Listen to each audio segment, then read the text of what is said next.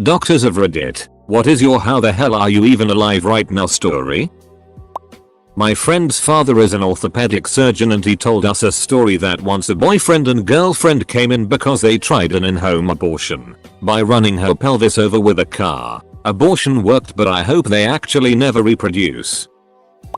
Since you didn't specify how long they stayed alive, in med school I had a patient who got shot in the head a couple blocks away from the hospital. He was still able to talk for a few minutes after arrival, but it was clearly not a survivable injury. I stayed with him as his brain started to swell. I remember the moment his eyes became dull and his speech slurred to a stop. One time I had a patient who was walking in the street, got hit by a car, thrown into oncoming traffic, bounced off another car, and then got pinned under a third, or so the EMS report said. He had a dislocated shoulder and a non-displaced femur fracture. He was on sugar, which probably explained how he was able to scream at the trauma team to leave him alone. Edit. This happened a few months ago, not Joe Black. We have a homeless patient right now with active endocarditis, end-stage renal disease on dialysis, HIV, and a carcinoid tumor. Totally non-compliant with antibiotics even though he has a PICC line and shows up for dialysis once a week maximum. Never got chemo or surgery for the cancer. Constantly shows up to the ED looking for pain meds or in hypertensive emergency. After treatment he just walks out again. Gomas don't die.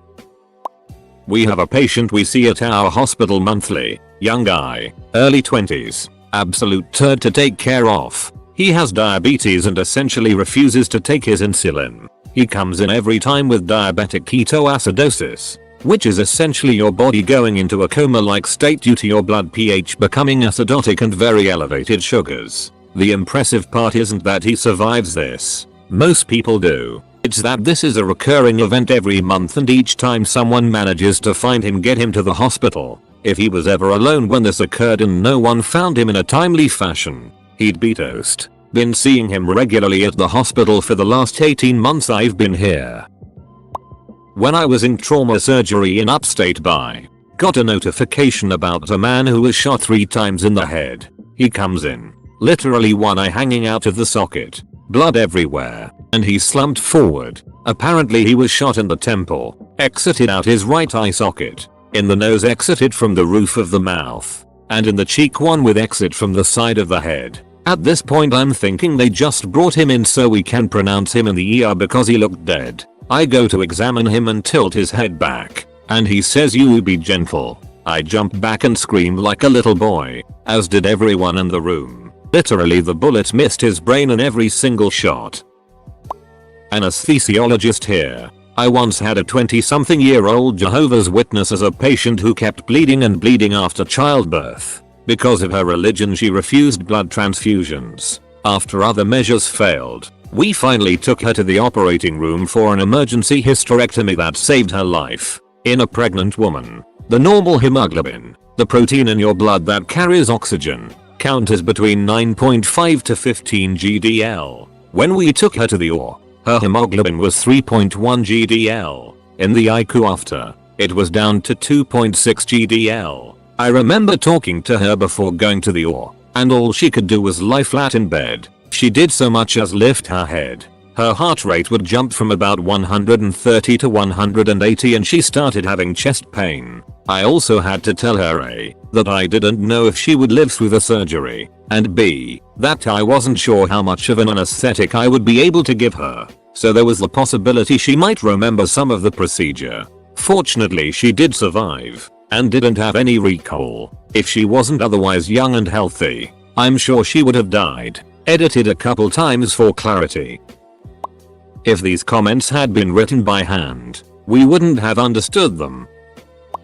There was a guy who OD'd, was found by his roommate unconscious, had to be resuscitated, was barely responsive to painful stimuli, blood pH was 6.6. Now normal blood pH is between 7.35 to 7.5, and remember pH is a logarithmic scale. Typically 6.8 is not considered compatible with life. He ended up waking up and following commands for a bit. Just crazy. Not a doctor, but when I was 18, My mom was at a stoplight when she was rear-ended by a diesel truck going 60. Her back was broken and her brain was bleeding. At the hospital, her kidneys started to fail. She had internal bleeding, and her blood pressure was in the 20s. The doctor told us these facts and told us to say goodbye. A priest was there and offered her last rites. The next day she was stabilized, and I can remember the doctor looking at her like WTF. Paramedic here. I ran a call on a guy that was ejected out of a late 80s Mustang. The guy said the car rolled 2 times before pitching him out of the driver's side window. He said he landed on his head and the 7-inch scalp avulsion seemed to corroborate his story. The car was completely crushed and sitting on its top. The guy wanted to refuse treatment and transport. GCS 15 and never lost consciousness. I insisted though that he be seen at the ER. He rode the whole way texting people. When I told him that he shouldn't be alive, he said, yeah, I got a hard nugget. I work with a dude that has a family history of heart disease. Not many males in his immediate family branch reach past the age of 60. This man only has one vice: food. I've seen him in action. At one point his caloric intake was over 10,000 calories a day. It's almost obscene of how many burger meals and giant tubs of soda he puts away in a day. I don't know the count, but when he does need to see a doctor, they always marvel of how he is upright and not dead with his blood pressure so high. He's been told more than once that he should be dead. Edit. Even more surprising, he is not obese. He's pudgy and has that dad belly, but not enormous. He's certainly a wonder.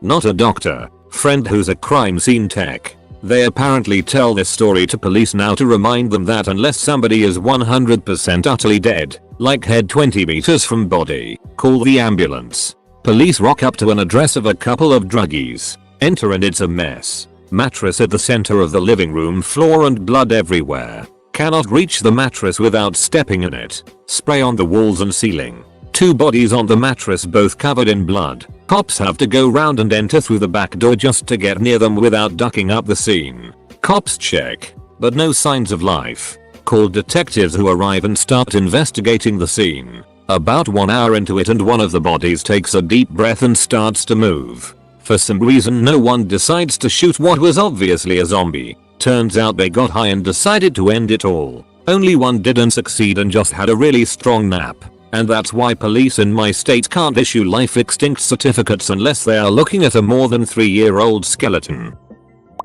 I am a doctor. My moments to shine. Patient was driving a motorbike. We were informed that dispatch had been sent to pick up a motorbike versus logging truck. Bike was behind the truck which had lost its load of logs at highway speeds. Trauma team is activated.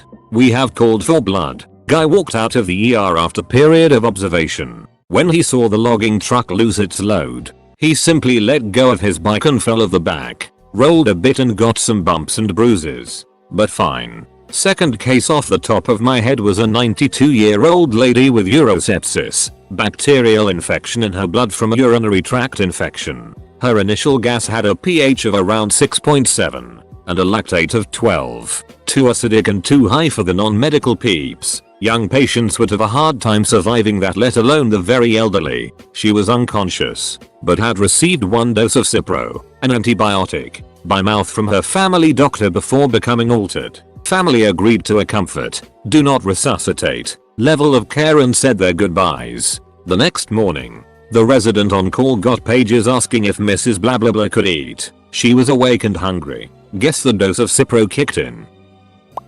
Veterinarian here. Here's a recent abdominal x-ray. See if you can spot a mass. Normal for comparison. Vet here. I had a patient come in recently with a PCV, packed cell volume. Basically how many red blood cells you have, of 12%. Super anemic. The normal range is about 35-55% and we tend to transfuse once it hits 20% as the animal should be struggling. Patient was walking around, wagging tail and everything. Just a little pale. You can't kill cockroaches. A former attending. Trauma is a disease. Every trauma surgeon ever, the implication being people who do stupid it and get hurt, are going keep doing stupid it and getting hurt. And in my experience it is true. Especially drunk drivers. Nice folks though, always have some terrible disease. If you want to live forever, just be a D. My dad had a massive heart attack a few years ago. He proceeded to drive around for several hours disoriented and confused to where the hospital was. He went to a closed fire station and drove around the city for who knows how long. He had a complete 100% blockage in his left anterior descending artery. They call it the Widowmaker. Blessed to still have my old man around, to say the least. Not a medical doctor, but I am almost 1/8 of my way through optometry school.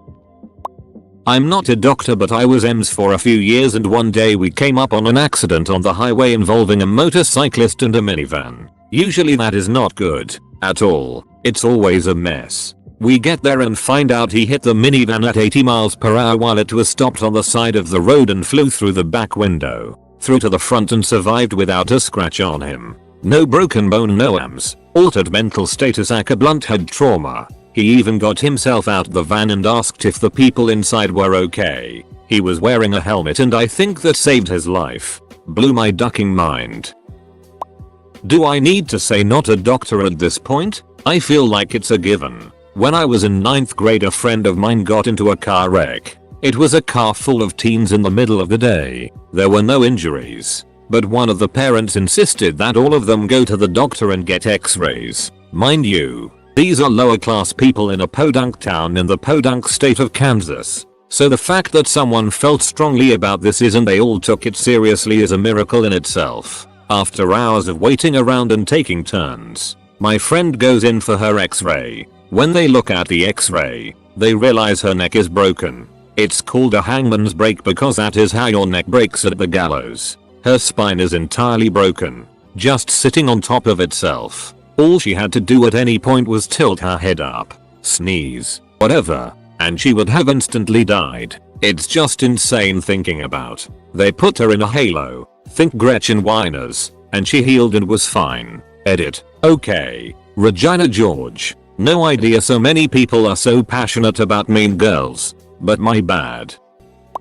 I did the medical rotation where my consultant was an endocrinologist. We had a young man with type 1 diabetes who would present almost weekly in diabetic ketoacidosis, DKA, actually a medical emergency as can cause coma and death, from not taking his insulin and just eating whatever he wanted. Always self-discharged once he felt better. In my last week of the rotation, he came in after overdosing on IV opioids, found by his family after no one having any contact for about 24 hours. His temperature was 24 degrees Celsius in the ambulance and the pH of his blood was 6.76. 7.35 to 7.45 is normal. Less than about 6.8 is not generally compatible with life. The paramedics, who all knew him, genuinely thought this was it for him, as did all the IQ. But as the old saying goes, you're not dead until you're warm and dead, in that at cold temperatures, your metabolic rate can be slowed to the point where it appears you're deceased. However, on warming,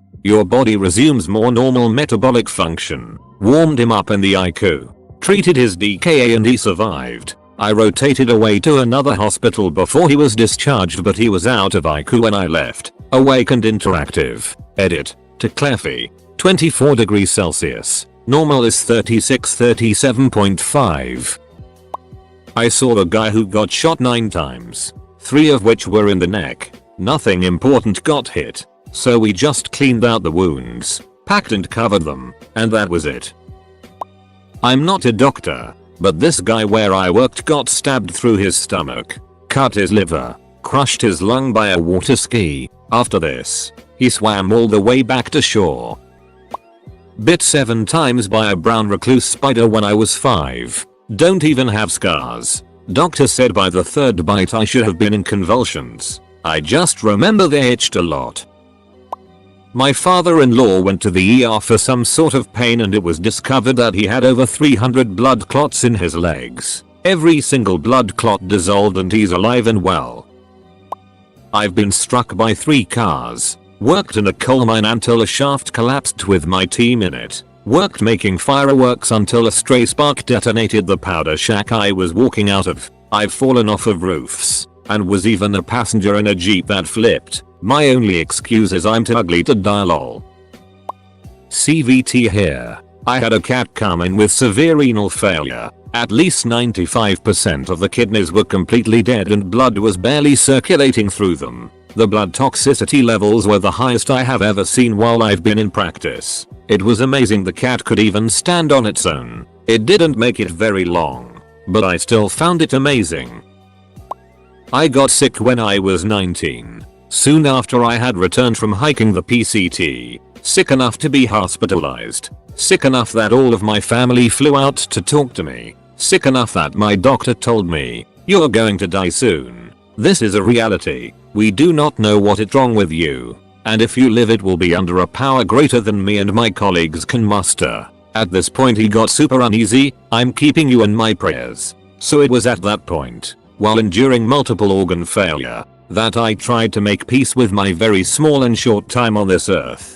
For a week I was as ill as anyone who was dying in the ICU with me. I spent 80ish of those hours in a coma and the rest in a partially waking resting state that was painful and awful. On the 8th day I could feed myself. Although it was difficult because during the previous 7.5 days my body destroyed about 30% of its muscle mass in chunks in various places. My right leg on my thigh, both of my biceps, my lumbar on the left side, the top of my abdominal muscles, and the muscles in my right hand. While I was making the attempt at feeding myself, the doctor poked his head in and said, "You might be getting better. Whatever you're doing, keep it up. How's the pain?" Well, the pain was bad, but I wanted to live. Within a week I was standing and 6 months later you wouldn't have known I was ever sick, except for a light limp that remains to this day many years later. The attending physician while I was in the hospital who said these things to me and talked to me saw in his office about 3 months into the recovery process.